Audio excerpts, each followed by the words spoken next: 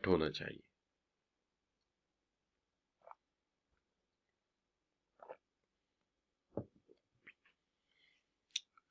आपके पैगाम में करेक्टनेस होनी चाहिए, यानी उसके अंदर गैर ज़रूरी तौर पे ग्रामेटिक और उसके साथ साथ जो है इंग्लिश की गलतियां नहीं होनी चाहिए, और आपकी डेट जो आपने लिखी है, टोटल जो लिखे हैं, वो बिल्कुल ठीक होने चाहिए।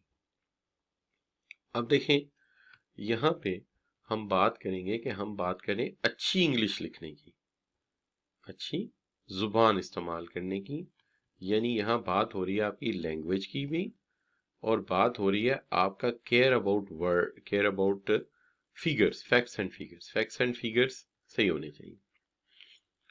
यहाँ तो हमने कहा था ना कॉन्क्रीटनेस में कि फैक्ट्स एंड फिगर इस्तेमाल किया करो, फैक्ट्स एंड फिगर्स इस्तेमाल किया करो, इससे बात में पुख्तगी आती।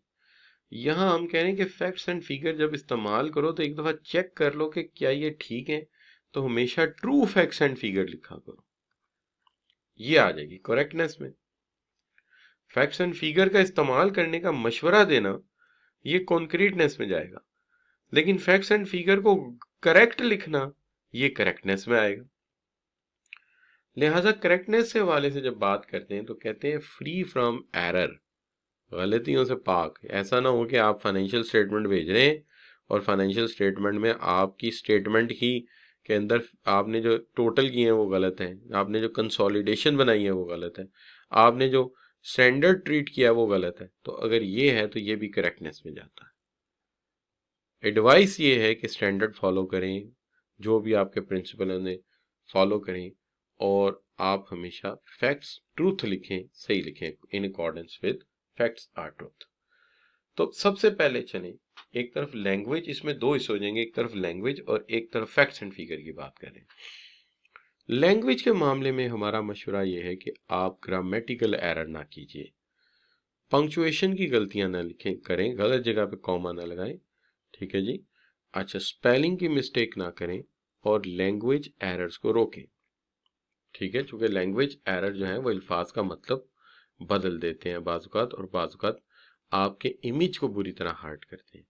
हमेशा मैसेज एग्जैक्ट और वेल टाइम्ड रखें, यानी टाइमिंग भी जो है वो करेक्टनेस में आती है। अगर आपने मैसेज बर वक्त नहीं भेजा तो ये भी हमारे नज़दीक इसमें 7th C स्किप हो जाता है, क्योंकि आपने वेल टाइम्ड नहीं है। तो इसमें एग्जैक्ट और वेल टाइम्ड होना चाहिए आपका मैसेज। अच्छा, अब इसके अंदर क्या है कि हमेशा कोशिश ये करनी चाहिए कि करेक्ट लैंग्वेज हो। आपकी जो लैंग्वेज है वो उसके अंदर इनफॉर्मल वर्ड्स जब आएंगे तो बाज़ औक़ात आपके लीगल कॉन्ट्रैक्ट मैटर होते हैं, तो ध्यान से अल्फाज इस्तेमाल करने चाहिए, केयर से इस्तेमाल करने चाहिए। तो सबसे पहली जो मशवरा देंगे वो ये है कि जो अमेरिकन एक्सेंट आ गया, इजंट, इज नॉट इस्तेमाल करना चाहिए, और शुडंट की जगह हमेशा शुड नॉट इस्तेमाल करना चाहिए। शुडंट की जगह शुडंट, शुड की जगह शुडंट, और फिर ये है कि आप ये कहते हैं कि वुडंट की जगह, ठीक है, वुडंट की जगह विल नॉट। लिहाजा करेक्ट इंग्लिश लिखनी चाहिए। और ये आ गया सारा जो आपका लैंग्वेज और ग्रामर का मामला पहले मैंने डिस्कस किया। दूसरा मामला मैंने डिस्कस किया कि आप नए मॉडर्न वे में ना जाएं, बल्कि वही इंग्लिश लिखें जो क्लासिक है।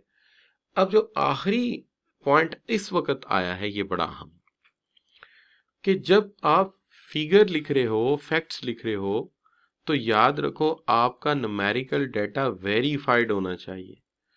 ये फिगर एक्यूरेट होने चाहिए, इसमें एरर का चांस नहीं है, इससे दोनों काम गड़बड़ हो जाएंगे। और हमेशा अपने टोटल्स को डबल चेक किया करो। और एक बात याद रखो, जब आप एक कैलकुलेशन कैलकुलेटर से कर रहे हो तो दूसरी दफा ब्रेन से कर रहे हो जरूरत नहीं है। जब कैलकुलेटर से कर रहे हो, कैलकुलेटर से दोनों दफा कर लो, ठीक है। बाज़ औक़ात हम ब्रेन पे फोकस करके कहते हैं अच्छा आधा काम हमने जुबानी टेबल से कर लिया, आधा कैलकुलेटर से किया, नहीं, सारे ही फिर कैलकुलेटर से कर। और दूसरी बात ये, कम्युनिकेशन करेक्ट होगी तो कॉन्फिडेंस लेवल बढ़ेगा रेसिपिएंट का कि कोई जिम्मेदार लोग हैं। लेकिन अगर आपकी कम्युनिकेशन इस तरह की होगी तो वो कहेगा यार ये कोई बंदे ऐसे ही हैं बस, तो एक तो बात ये, दूसरी चीज ये है कि करेक्ट मैसेज ज्यादा इम्पैक्टफुल होता है, करेक्ट मैसेज ज्यादा इम्पैक्टफुल होता है। तो हमें हमेशा यूटिलाइज की जगह यूज को प्रेफर करना चाहिए पॉजिटिव टर्म में, एंडोवर की जगह ट्राई यूज करना चाहिए, पार्टिसिपेट की जगह ज्वाइन यूज करना चाहिए, क्योंकि ये ज्यादा करेक्ट मीनिंग देते हैं। असर्टन की बजाय फाइंड आउट इस्तेमाल करना चाहिए, प्रोक्योर की जगह गेट इस्तेमाल करना चाहिए, डीम की जगह थिंक या बिलीव इस्तेमाल करना चाहिए, और इंटेरोगेट की जगह क्वेश्चन इस्तेमाल करना चाहिए। ये ज्यादा पॉजिटिव है as compare to the other words. ये ज्यादा बेहतर लैंग्वेज है। अब देखिए यहाँ पे हम बात करते हैं अगर कि बिल्कुल ये स्लाइड आपके सामने रखता हूं मैं, ये स्लाइड है, इसके ऊपर देखिए लिखा है most outlets grow except Faisalabad which see dropping of 10%, dropping of 10%। देखिए बात ये है कि जो सेंटेंस है वो ये नहीं होना चाहिए था, होना इस तरह चाहिए था कि आपको सेंटेंस बनाते हुए ख्याल रखना चाहिए था कि मोस्ट ऑफ आउटलेट्स में ये वाला एस नहीं आता, ये वाला एस आएगा, आउटलेट्स आएगा।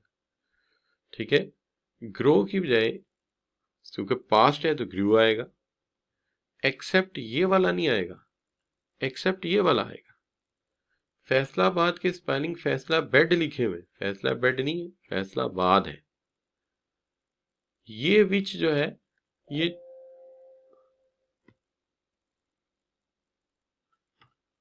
ये विच जो है ये चुड़ैल वाला है, ये वाला विच आना था। ठीक है, तो सी ड्रॉपिंग, ड्रॉपिंग की बजाय डिक्लाइंड। ठीक है, 10%। ठीक है जी, तो ये आपका फिक्रा करेक्ट हो जाता। अब एक ही फिक्रे की मदद से जो कहने वाला है उसने हमें पता है, उसे पता है कि आप इंग्लिश अलहदा से पढ़ रहे हैं, लिहाजा वो कहता है कि यार यहीं पे ऐसे ही ड्रॉप कर देते हैं मामले को, एक सेंटेंस में सारी बात बता देते हैं कि देखो ये गलती ना करो, ये गलती ना करो, ग्रामर की गलती ना करो, फिर बीच में स्पेलिंग की गलती ना करो, और फिर उसमें पर्टिकुलरली जमाने की या टेंस की गलती है, तो ये नहीं होनी चाहिए। तो क्या ये बात आपको क्लियर है? लेकिन इस बात पे ज्यादा फोकस इसलिए नहीं गालबंद किया गया मेरे नज़दीक, क्योंकि इसके मुतालिक अलहदा से आपको एक इंग्लिश का कोर्स दिया हुआ है। इससे मेरा ये ख्याल है कि जो समझाने वाला है वो जानता है कि ये चीज़ आपको पहले से आती है। अगर ये बात समझ आ गई तो जी लिख के एंटर कर दीजिए।